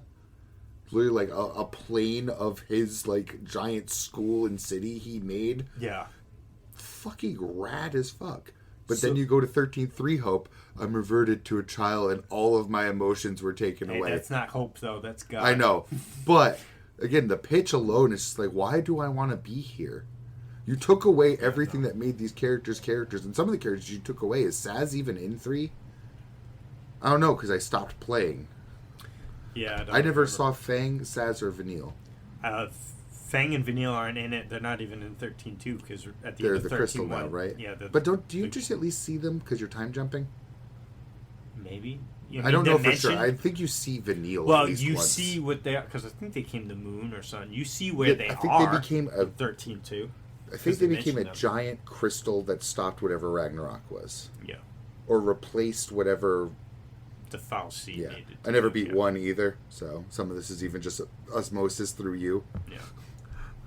But I got all the way to the final boss of 13-3. Fought it once, got my ass railed. I was like, I this just is thought, I'm hard so as tired of this bad game. And yeah, it just stopped. Because The combat where you, was good, though. Where you go to fight the boss is like a room, and there's like 4 hallways. You go up the middle hallway, it's the final boss, and so 4 on each side. So there's 4 bosses, like other bosses you can go fight that each give you really valuable stuff. But I'm like, I just don't want to fight all I'm these so done with things this right fucking game. now. Yeah, I was just over it. So, It's like me with my partner in Metaphor. I'm like, please just stop playing the game. so yeah, I never beat the game. I never went and beat the final boss. I still plan to go back and finish Hollow Knight for the record, for everyone's record, because it is my favorite game still, even without having beat it. I have so little content left that isn't DLC in that game. So little. I've combed that fucking map so hard, my dude. Happily. I want to go and fucking actually start beating some of the older Final Fantasies that I haven't even played. Like I want to Start play. with 6. I Go have play I have 6. 6 on this computer Go and play on 6. my Vita. Don't force yourself to eat the shit first. End in the shit because it's okay to give up if it's actually shit. I say through 1 through 3 and 5. Well, I've beaten 1. Good. 2 and 3 and 5. Don't Actually, force yourself to I eat that want to play before 2, you actually. play 6. Because everyone loves 6. I've listened to story overviews of 6. I understand why people love 6. And yeah, that's what I mean. It earns you needing to play 6. Yeah, and I need to play 6. I've played it a few times. I don't even want to spoil certain things about it, but like even just generally speaking here, it has an ensemble cast that, and I mean like, so people say it's so ensemble and you spend so much time like even away from Tara as example, because that's who we understand is the main character. But she's not even, like, literally you spend mad time away from Tara. You spend mad time away from each of these characters. They all have their own like story to them. B, you see the world end, like kind of like how 15 the world ends and you still travel the map. Like, I'm just judging off of what I've heard from you. You see the world end and you have to almost like, you son of a bitch, I'm in, gather your crew back and stuff. Like, that's cool. You're going through a changed version of the same world now, getting this ensemble cast back together. Like, there's so much to love that I've heard. And Kefka being one of the most beloved villains in the whole series. Because it's from 6 down that I would still need to play. Like, And 10 too. do you remember the reviewer I used to watch, Zero Punctuation? He just does like really simple sprite animations. He's like a huge critic. 6 was his favorite. He said that's where they peaked, and every Final Fantasy since then has been a downward spiral. So I've beaten every version of 7. So Crisis Core 7, Dirge of Cerberus. You beat Dirge of Cerberus? I did, yes. Oh my god, you have the patience of a saint, my dude. Yeah. Got to the end of 13.3 and played Dirge of Cerberus. You fucking monk. 8 That game is- was ass. I quit after No. the first Kate Sith section. I didn't even finish it. 8 is ass. Not more ass than Dirge of Cerberus somehow. That game was really bad. don't remember I played Dirge it a of lot because Cerberus. Vincent was really cool, but Yeah. that game was so bad. The only thing I remember about Dirge of Cerberus is the one scene, the one cutscene where the whole gang gets back together to help Vincent. It's because I watched it on YouTube because that game was so ass. You know what's hilarious is they don't fucking do anything. It's just I know, they you just show up. they just show up and it's you as Chaos fight the final thing. And I'm like, yeah, that's right. I'm canonically the strongest person. You think it's Cloud, but it's not. It's me, Vincent. That's the only good thing that came from that game. Yeah. And then 8 is just, I hate that I have to choose whether or not I can keep items on my It's the option worst bar. UI in all of Square Enix history. I got to a point, you get on the train, you meet Renoa, and you come to a town, right? Yep. And you go in the town, it tells you to do something, explore it or whatever. I can't figure out how to progress. Because the background was so pixelated, I can't tell I had that where problem with on 7 the sometimes, mark the painted backgrounds. you have to continue on to the next look. So I could go back and forth between this thing, and I Yeah. tried running against every pixel in that game, and I don't know what to do, and I gave up, and I was already having a I got you one shit better. time.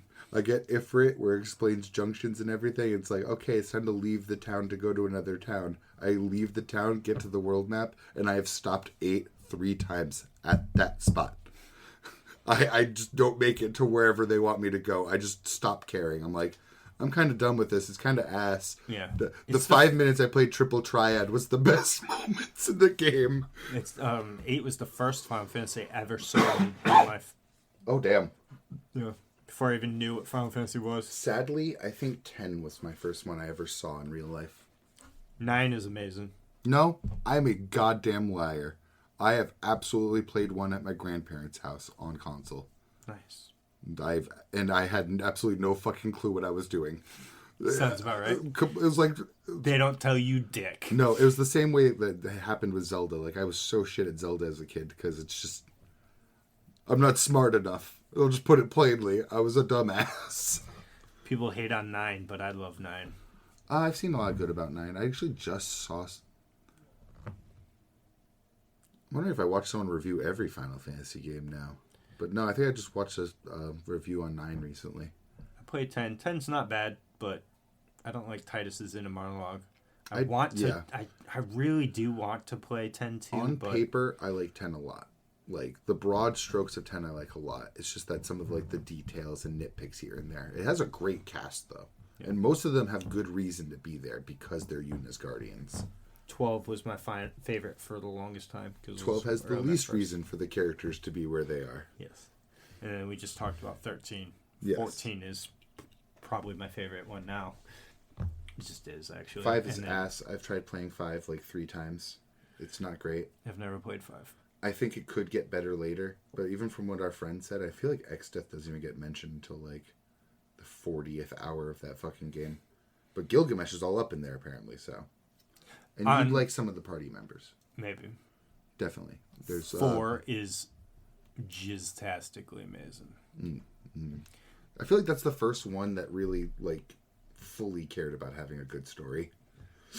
And then they went backwards with 5 and the story's ass. I need to play 4 again, though, because I didn't actually beat 4, because I was on my way to the moon and stopped playing for a while. I was playing other things and lost the memory card from my PSP that it was on. You don't want to play a full fucking RPG again right after you were playing it, like... Yes. Yeah, you want to go back now, but I mean, like, right after. It's not like you're like, time to start at hour 0, we're good. It's not Persona. You would have done that if it was Persona. I would have. After crying for, like, a whole day. And then, yeah. Do I play 2, which is probably the worst. I hear the remastered versions don't get you soft locked the way the originals did, but I would still save 2 for last. Yeah. And then and I 3. don't really care too much about 3. Yeah.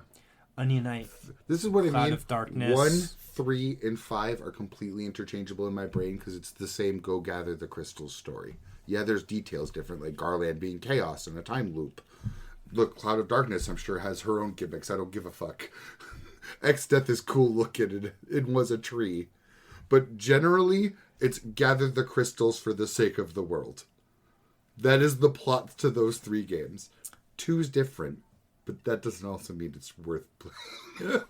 It's got the Emperor. Yeah. And I love the Emperor. And it's a whole rebellion story. Like, that is different from go gather the crystals and save the world. But that's what I mean. It really dragged down 5. Like, I get to the first crystal and I hear that they're breaking and stuff. I'm like, man, this is the same fucking story as Bravely Default. You know, to the T. I still am waiting to this day for the Emperor to be in 14. Yes. Because Garland... Didn't you go to Pandemonium at one point, too? The raid tier of Endwalker was called Pandemonium. Yeah, what a tease. What a dagger in your stomach. And none of it had any... It was 14 That's, I mean, original. you will end up playing 2, and it probably will be before 3, just out of, again, sheer interest. Like, 3 is literally just, again, go gather the crystals and save the world. Garland's Chaos form is just straight up in it. In 14. He's a raid fight. Cloud of Darkness has 3, count them, 1, 2, 3 different fights in 14. That's so sad. Too much representation. Give me Kuja. 4 has Barbaricia, Rubicante, and the other 2 fiends. So it has all 4 of the fiends. 2 of them are in dungeons. Rubicante and Barbaricia are extreme trials, and Golbez is an extreme trial. So 4 got the work. Kefka is just straight up a raid fight. X-Death is just straight up a raid fight. Nice. There's nothing from 7. Boss-wise. I mean, Gilgamesh is in it, but Gilgamesh is in a bunch of stuff. Are the weapons? Cloud's... You could get Cloud's entire armor. But, the ruby weapon, emerald weapon, sapphire weapon. They are, yes. Sorry. About those. They are totally They hit in. Me, yeah. And technically Omega weapon, too. Isn't he in 7? Omega, well... No, I don't think Omega's weapons in 7. Because honestly, I obviously have no clue. I've never beat Disc 1. Omega has 2 fights in 14. But yeah, so there's Emerald, Diamond, and Ruby are in 14. Nothing that I haven't played 8. Nothing I'm aware of. Big Wise is in 8. And then after that, nothing really. Either. Yeah. But they could add Sin Sunday, though. That would be fucking fire. But, like, for the first 6... Imagine you start fighting Jacked phase 1, and then he goes into, like, full Sin mode, next phase. But the fact that you have all of the first 6 except 2. You have nothing from 2. Just throw me the Emperor, bro. You have You the haven't final. even played 2 and you're asking. You have the final boss of all of the first 6 games, except 2 in the game. Oh yeah, there's Kefka. Yeah, you're right. What? Yeah. Kefka, Exta, God, I missed Gold Dissidia. is. Fuck, man. That's what I'm saying. That's where my drive for this comes from. Fuck. Someone was making art, like a fake game pictures, screenshots of a Kingdom Hearts fighting game. It made me want to cry. It was also actually a mod for Dissidia, now that I think about it. Because they were doing Dissidia move with, it was Xemnas with dual swords. Dissidia's so good. I still have it. And I play it every couple of months. Like, I'll go in. I have nothing to play it on. I'll play like 4 or 5 matches. I sold my Vita or gave it away or smashed it. I don't know. It was fucking garbage. I hated the Vita. I love the Vita. It was nice, but it was nice in the sense that, like, I'll play that for a month and never touch it again. The problem with the Sony handhelds is they never... I just feel like they didn't have Games? the games, but they had the technology. Like They did. They could port games, like older games over. They had all the first 6 Final Fantasies on there. I downloaded them and bought them and didn't touch them. My Vita has 1 and 2. It's a collection Yep. that had. So I have 1 and 2 on it. I don't think I have 3. I might It was have the 3. remaster before the new remasters. Yeah, I may or may not have 3 on it. Don't know. I have 4, 5, 6, 7, That's where I played most of 7. Yeah. and 9, 10, and 10-2 all on my Vita. Damn. But then they just didn't put out their own games for it. Or if they did, every time they did, it was such shitty versions of it. Like the Killzone game that was on Vita was garbage. Complete garbage. To spit on you. Like, Oh, and I have Monster Hunter Freedom Unite also. yeah. Like, and again, all those games were games you had or could have on PSP. I mean, the Final Fantasy ones weren't out, but it could run all of those games. Yeah. You need a disc. These are all downloaded. Yes. Which is the only advantage Vita had over PSP, really. It was that back touch was garbage. I hate gimmicks like that. Yeah, I do too. And thankfully, Dissidia didn't utilize those. So, But like, it was so, I don't want to say bad. It was so poorly handled that I had no will to use it. Like, if it had a good Killzone game that just came out for it, oh my god, yeah, I'm going to play just my Vita. Like, I did that with Switch. When I downloaded Stardew Valley on Switch, I was glued to my fucking Switch for, like, 2 months. I would come home and put in, like, a 6-hour shift in the farm. Like, it was nuts. I would, like, go downstairs, because I could smoke cigarettes and everything down there. And I'm just like, cool, I'm not going to move. Even if I didn't plan to, it's like, okay. This day, it's like, I'm going to have a cigarette and open Stardew Valley. It's like noon. Dinner time. So, like, if Vita had good games, yeah. I would keep playing Vita. We already crushed Dissidia 012 billions of times over by the time I had it on my Vita. Like, I wasn't going to play that alone all the time to myself. No, I think, because I never had I had the PSP late in life. I think we started with the Vita with Duodecim. I don't think so. Because when we first played Dissidia, what it was, and I remember this so vividly because I'm so proud. I didn't ever own the original Dissidia. Nope. I did, and we passed my PSP around between the 3 of us, or 4 of us, because I think... Well, our buddy had one because he had yes. the red one, remember? Yes, so we started doing it that way until you guys got PSPs and memory cards. And then 012 came out on PSP.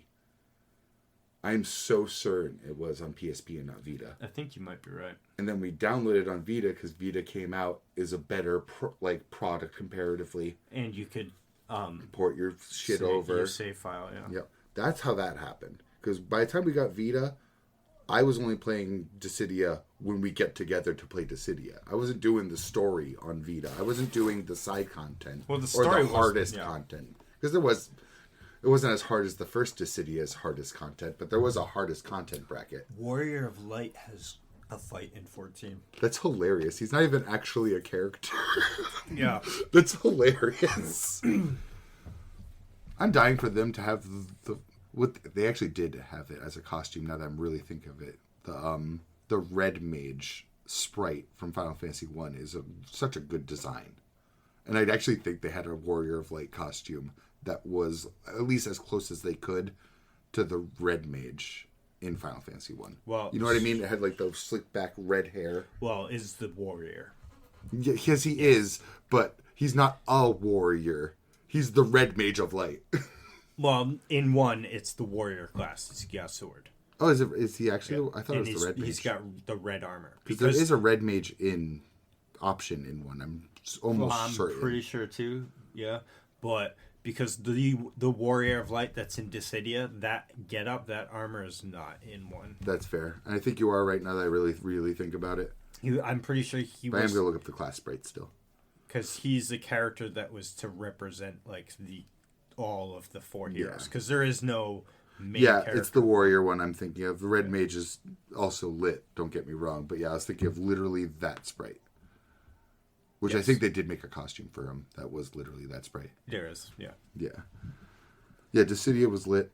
I would absolutely go back to play it. But again, by the time Vita came out, I'm not playing Freedom Unite 2 by myself. I'm not playing Dissidia 012 by myself. There was nothing on that Vita that I wanted to play. Yeah. And again, I bought all those old Final Fantasies too, and I put the most time I've ever put into Final Fantasy VII Original through playing it on the Vita. And I still didn't beat this one. Well, it's actually probably not that long because 14 was very early in my gaming career that I started playing that. Same. Been really reminiscing about how much it destroyed my life. Because, dude, Dissidia, I have 650 hours in that game, somewhere around there. And that's probably, besides like an MMO maybe, because I probably put in more hours in 14, even myself, than I have any other game in the world. But it's either... doubtful.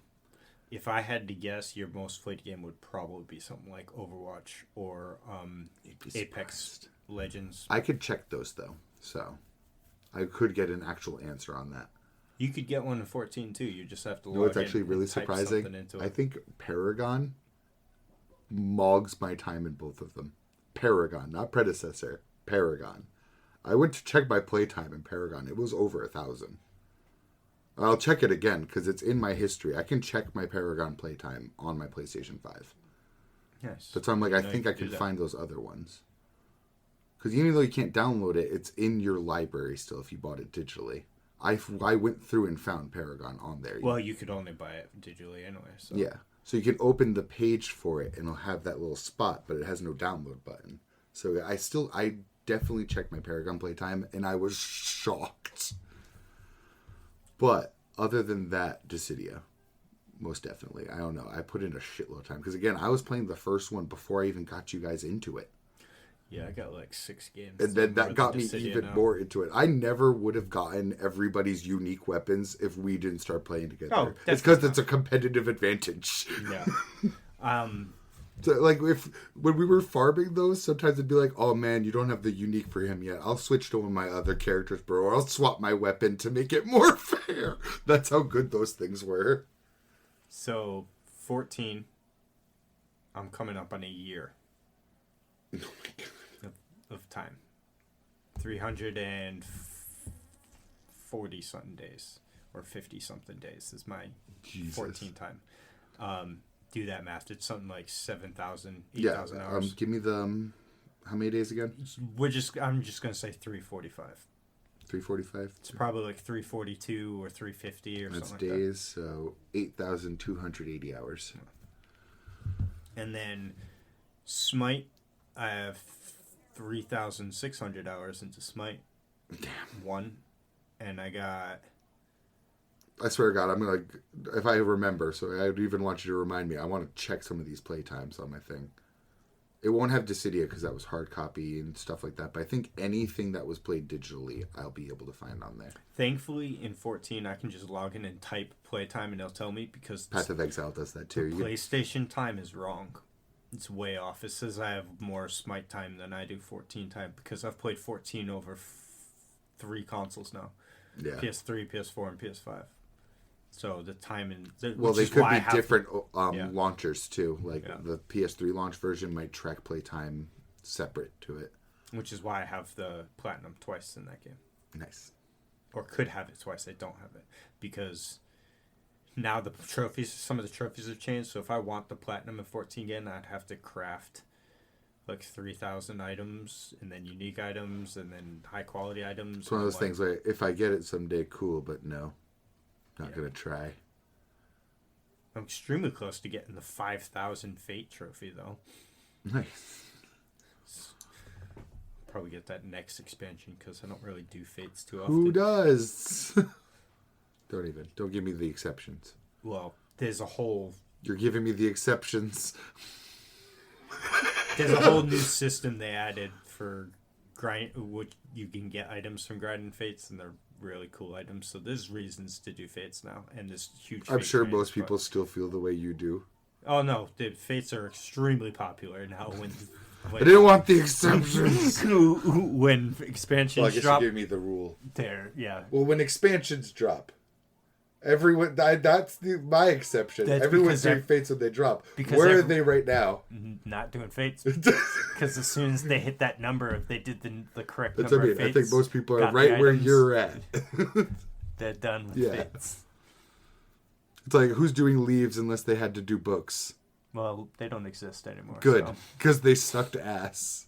Talk about fucking inane busy work. There literally isn't even a real reason to do them. AR, You don't even get them from like a person. AIR, Leaves might still exist, but yeah. Probably because you have to do your books. Yeah. Your animus books. I have animus books that require me to do leaves in my inventory. Heaven's Ward might still have some too, but then like Stormblood didn't add new ones. Thank God. And since they just Again, if people wanted leaves, they could go do fates. yeah. No one wants to take like 8 setup steps to go do 5 bullshit actions or emotes to get a pittance back in experience and money. Yeah, it's trash. It's literally the most garbage system they had. Their new 14's new patch is out in 2 weeks. Nice. Apparently Path of Exile's new class is out soon. Actually, I want to see if I can find out from the thumbnail which one it is. Because we know the names of all the classes that are coming. Because, again, this is just early access to build up to full release. Mm-hmm. So I'm going to bet Druid. I'm going to hope Druid. Please picture tell me.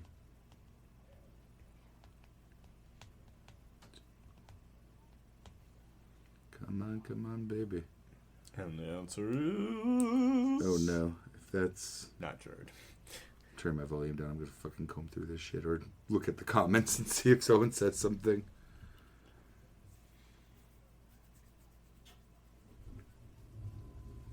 Oh, no. Oh, wait. I think it's Huntress, damn it. Which is like going to be the spear class.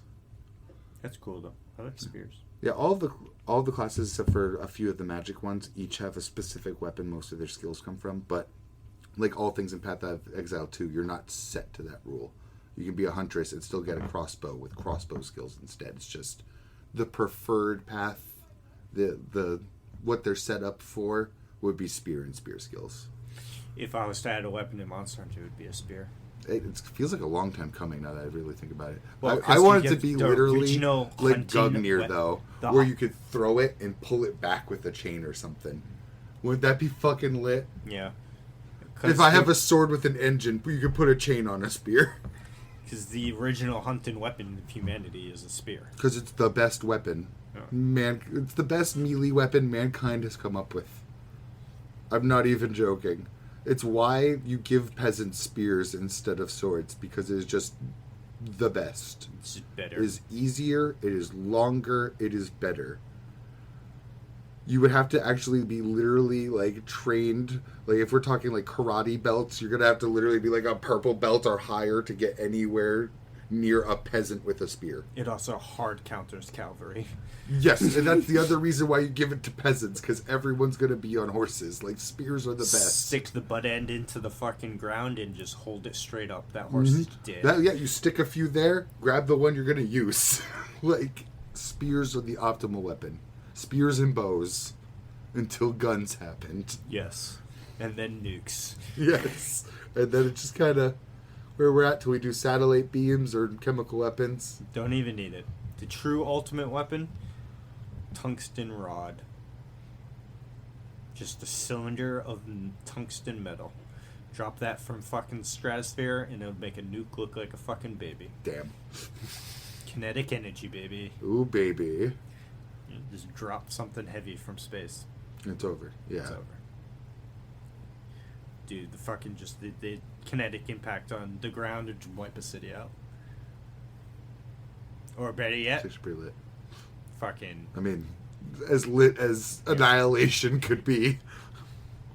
just, that's why, because it's like impacts of just rocks from space, just like the mega tonnage of fucking explosive power. Just Yeah, anything that can everything. survive coming down through all of that air pressure and Yeah. other forces, like, yeah.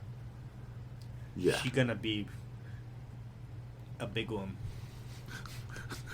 I'm imagining a rod hurtling through for destruction while Norma Jean's playing in the background of my head. It's like, it was so weird. It's a little weird.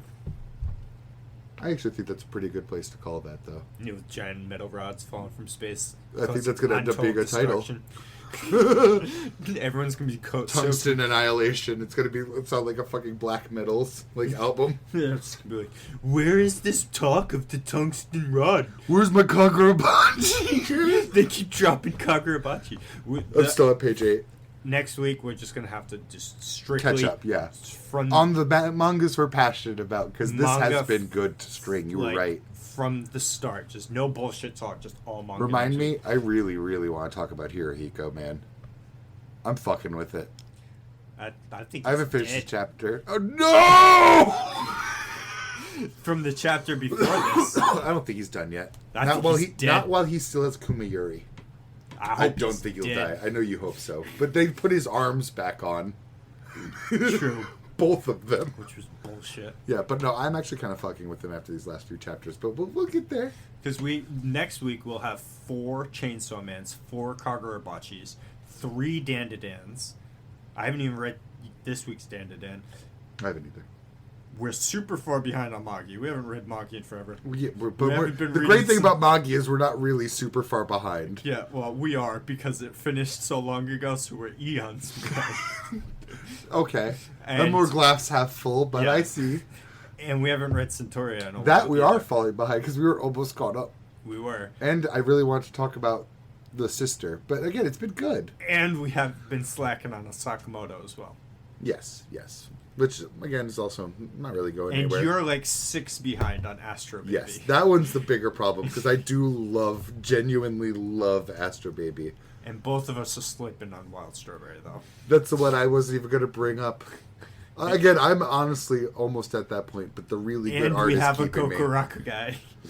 And apparently a Spy Family and Kaiju too. We're really going to list everything Yes. out exhaustively. So we got mad shit we need and to I talk read about next maybe week. like, if that's 20 chapters, I maybe read 3. Yeah, get 5. your fucking ass on it. I will. Read at work tonight.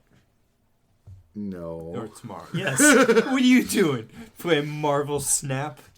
Little YouTube, little music.